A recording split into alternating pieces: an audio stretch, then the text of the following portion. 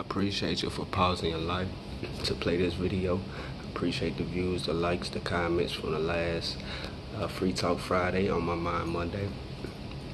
So today, I actually am going to try to get this I have to talk to some students today, a couple classes. That's basically, what my advocacy is about, to spread the knowledge of blindness to children. So today, this isn't my first time, but today I will be talking to a couple classes. So I'm waiting on the phone call right now. I wish it was a video call, but I need to figure out Zoom. If anybody know how to work Zoom, let me know. But today they're just gonna be asking me a couple questions, so you have to bear with me. Y'all know my situation. Just bear with me. That's good. So first, can you give us a little bit about your background, your blindness, like where you went to school, and all of that? Can you kind of share that with them first? Yes, ma'am. No problem. I have an eye disease called retinitis pigmentosa, RP for short.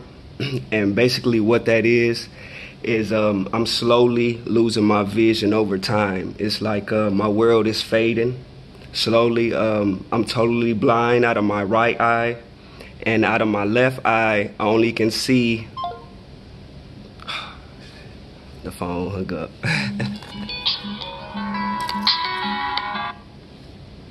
Yes, ma'am. Can you hear me? Okay. Yes. Okay. Go ahead. Okay. So out of my left eye, I only can see like out of a picture looking out your front door, out of your peephole, and into a foggy day. So that's how I see, and that's how I see currently. But when I was you guys' age, I had somewhat enough vision to get around. I didn't have to use a cane. I had glasses. I had to use magnifying glasses and different items to help me see the textbooks and the homework and the schoolwork and stuff like that. And I wasn't born in Texas. I was born in Michigan. I was born in Saginaw, Michigan. I moved here to Texas to go to the School of the Blind in Austin, and they taught me. Okay. You went to the School of the Blind in Austin, Texas. Yes, ma'am. So students who are blind, they can go to this school. Yes, ma'am. Most definitely. Austin, Texas. In fact, I know a young man, before COVID, he was going to that school. He was 18. He had just turned 18, and he was going to that school. Yes, ma'am. Okay. All right. Continue. So they have a school for adults, which is 18 and above, and they also have a school for children, which is 18 and below. So the school for children, it starts at first grade. It's blind kids from first grade all the way to the 12th grade, and it's all in one building. Okay. So he's saying they have a school for adults and a school for like 16 and below? 18 and below. 18 and below. Okay. All right. Yes, ma'am. Yes. Okay. So you saying that you have a disease? Yes, ma'am. You have an eye disease? Yes, ma'am. And what's the name of your eye disease? It's called retinitis pigmentosa, but it's RP for short. Okay. So they have some questions that they have created for you. Okay. One question says, how do you learn? How do you learn? Learning comes in all forms. You don't have to have sight to learn. Learning is a form of thinking, and it's a form of knowledge. So you don't need sight to learn. And I've been dealing with this for a long time. I've been dealing with it since the age of 2 years old. I'm 31 now, so I've been dealing with it my whole life. It's just something that you have to learn and something that you have to be confident about, and you just can't let anyone bring you down about it. You just gotta stay confident and you gotta stay positive. Okay. Next question. How do you choose your clothes? And this is a question I get all the time. So they have different items for visually impaired and blind people. I have a color identifier, and what that is, it's like a device that's the size of a cell phone. It can fit right in my pocket, and it has 2 buttons on it. One button is to tell me if the light is on in the room that I'm standing in. I can hold it down, and it'll let me know by a loud buzzing noise. It'll let me know if it's a light on, and then the other button on there, it talks to me. I put it up to my clothes, and then it'll tell me what color I'm having. But if I didn't have that tool, a lot of blind people go off their memory. So basically, I remember what I bought, or I remember the clothes that I get, and I just memorize it, and I put it a certain way in my closet. Okay. Ooh, that's good. Memory, see? Memory, having a good memory is important for blind people. Yes, okay? Yes it is. All right, next question says, how did you react when they first told you that you were blind? How did you react? When I first was told that I was because I wasn't, when they told me I wasn't blind then. So the doctors told me that I will lose my vision. So when I was old enough to understand that, I was probably about 14, and I felt like every other kid around that age. How would I do this? How would I drive? And how would I get around?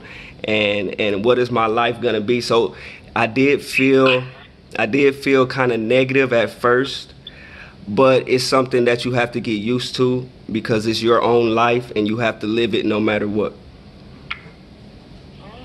Good. Okay. How do you know, this is a good question, how do you know how to cross the road? That is a good question. So us as blind people, we get training. I don't know if you guys have actually seen a blind person in actual life, but we walk around with a cane. So the cane basically is our eyes. It has sensitivity to the cane, which means I can feel different things when I tap the end of my cane against items. I can feel different things. And my hearing has a lot to do with where I'm walking and my surroundings. So I have to pay attention a lot. I can't be walking with headphones in, or I can't be walking on the phone. I can't be distracted while I'm walking because I use my ears a lot. My ears are my eyes.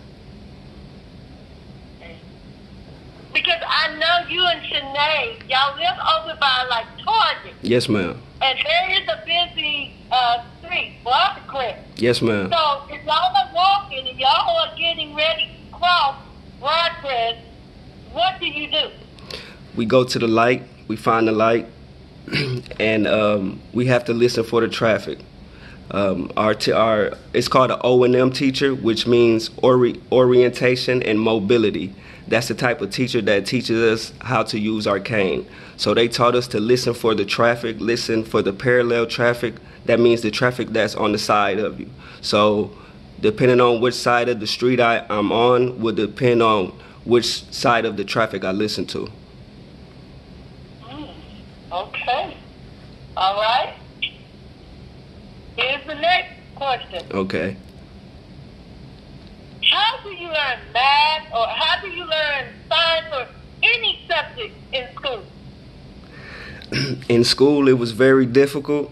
It was very difficult because I grew up in the 90s. I grew up before you guys were born. So we didn't have a lot of the technological advancements that you guys have. So a lot of my stuff, like my textbooks and my homework and my schoolwork, it was enlarged. It was they had to magnify the print on my paper so I can see it, or they would give me magnifying glasses so I can see it.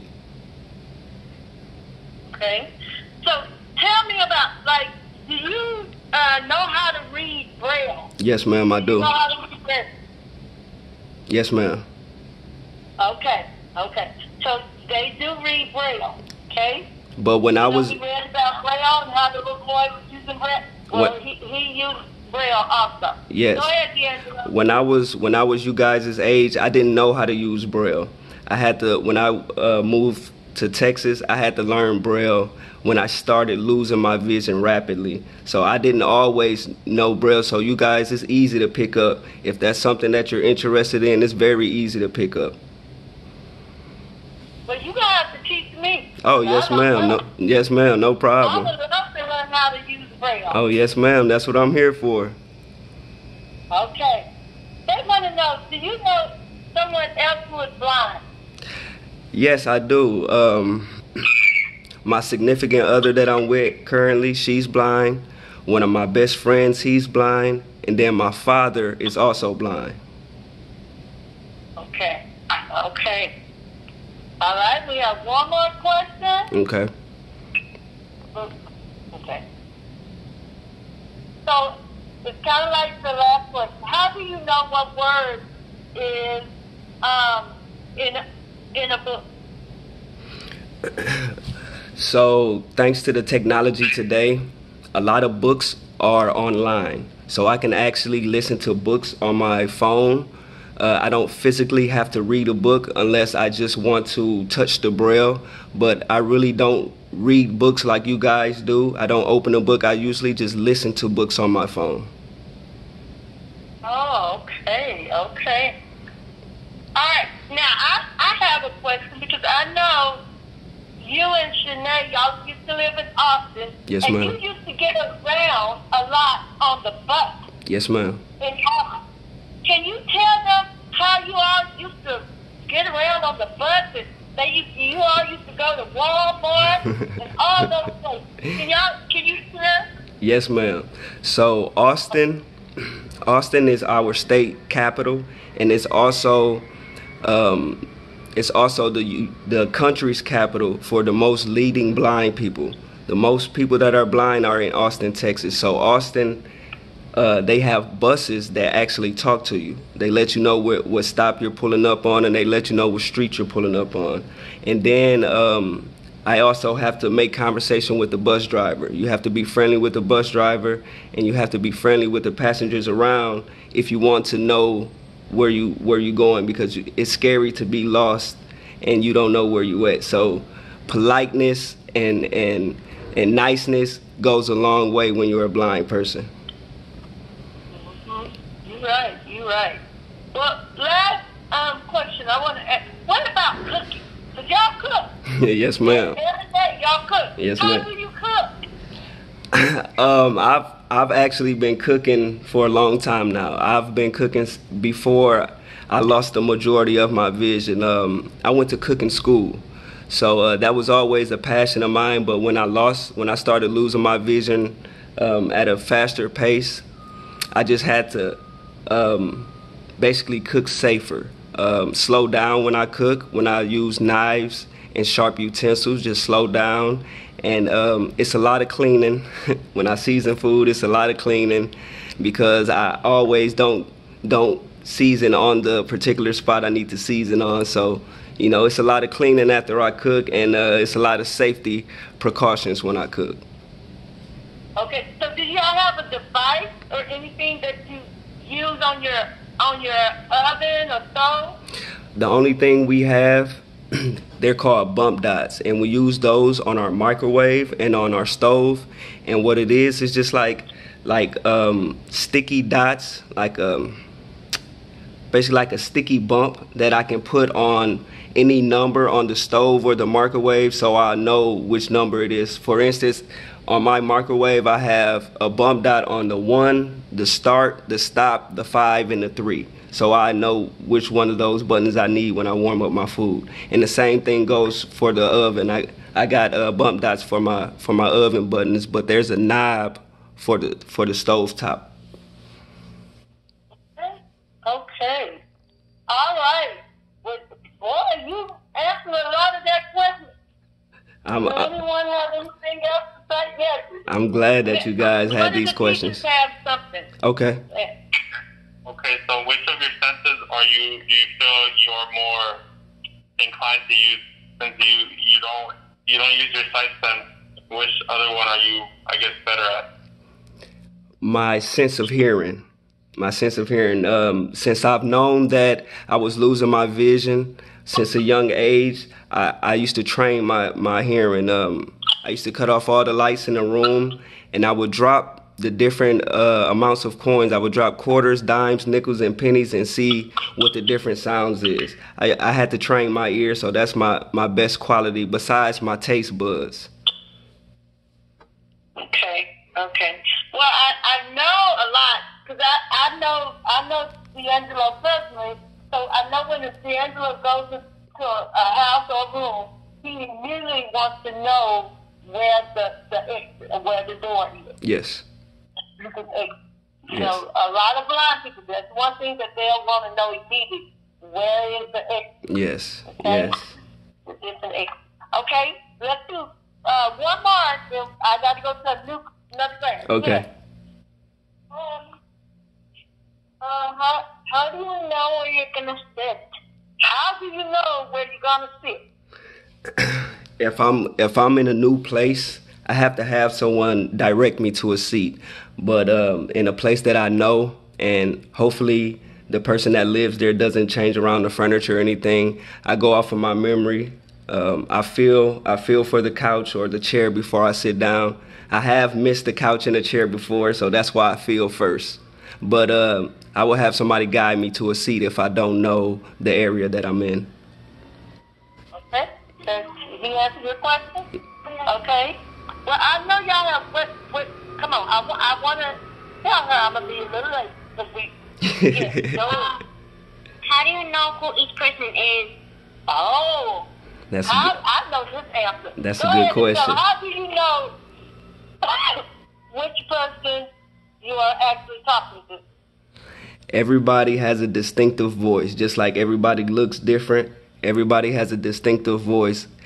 Except the only exception is if the person has a twin. If they have a twin, that's hard. That's hard for visually impaired people, just like it's hard for sighted people. But everyone has a distinctive voice. Okay. Yes. How do you answer the phone? Oh, well, did he just answer the phone? Okay. So he wants to know, do y'all have a special phone device?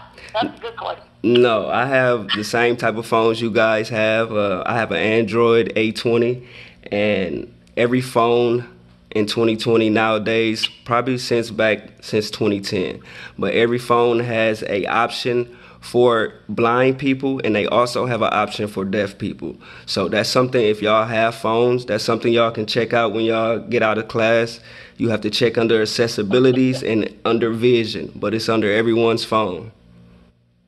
So if say he would just go under a certain setting and hit my phone talks to me. It talks to me. It talks to him. So if he wants to call me, he might say call Tia. Yes, and ma'am. So call Tia, which that's my nickname. Okay, yes. Does he go to work? Oh, when you lived in Austin, did you go to work? No, ma'am. When I was in Austin, I was strictly going to school. This is my job, talking to children like you guys, spreading knowledge about the blind, not only to children, but also to adults, because it's a lot of adults that don't know anything about the blind life. So this is my job currently.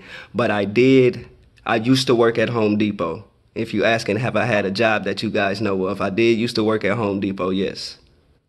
Okay. One more question, then we gotta go. Okay. How do you know what direction to walk to? Which direction to walk? So, okay. So let's say, let's say I don't know my area because I'm new to Bryan. So you guys have probably seen me because I walk everywhere. You guys have probably seen me walking around the city before. I walk around, so I know my area. But I have to ask somebody before I even leave. If I don't know the area, I will ask someone how to get to the corner store. They'll tell me it's when I go out the door, make a left, make another left. It's again off of my memory. He has to put everything right here in his memory. Woo! So if he's at home and he has to go all the way to Park, he has to remember which way to turn left, which way to turn right. It's all right here in his brain. Yes, it is. So also, if we can do that, some of the things that we're learning and Mr. B is teaching, we need to put those things right here in our brain. If a blind person can do it, we can. All right? Yes, So yes. what do we want to tell D'Angelo? All right. I thank you guys for all the questions. I thank you guys, and hopefully I'll be able to come in after this pandemic and you guys can actually meet me. All right. Well, thank you. I'm gonna go off and I'm gonna walk to the next class. Okay? Yes, ma'am. All right. Okay. Bye-bye. So I'm not gonna do, I know that was a kind of long video. I'm not gonna do all 4 classes. I just wanted to show y'all what do I do when I say I'm an advocate for the blind. That's what I do. I appreciate you for pausing your life to play this video. You know, I know y'all want to comment on this one. I hope it ain't too long for y'all. Keep it positive, keep it forward, keep it safe. Oh, I got the Blind Leading the Blind shirts. Don't forget, hit me up.